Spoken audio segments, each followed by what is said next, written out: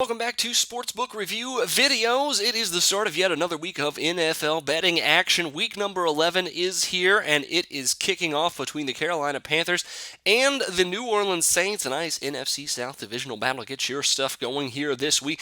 Week 11 is going to be an excellent week for your NFL picks, and I am here to get it started off right. A couple of my prop betting picks that we split even on last week. Still 61, 43, and 2 on the year, and we'll start it off with Drew Brees over under 315.5 passing yards here in this one. Brees has been putting up absolutely huge numbers once again this season.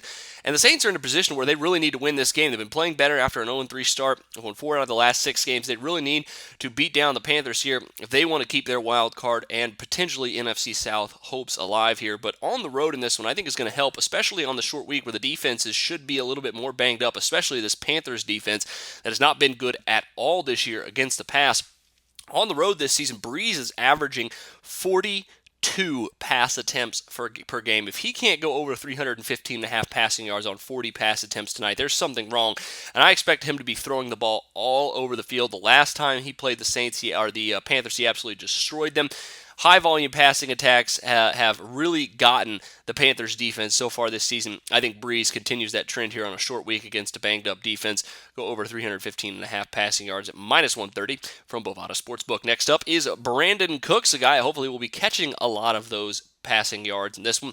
He has an over-under of 67.5 receiving yards. Brees has done a very good job of spreading the ball around this season. He has several high-profile receivers that have been catching a lot of passes this year. Coby Fleener has been nowhere to be found, but Cooks has not been obviously a high-volume guy, but he's been really consistent. He's catching 2 out of every 3 targets he gets this season, averaging well over 10 yards per target this season.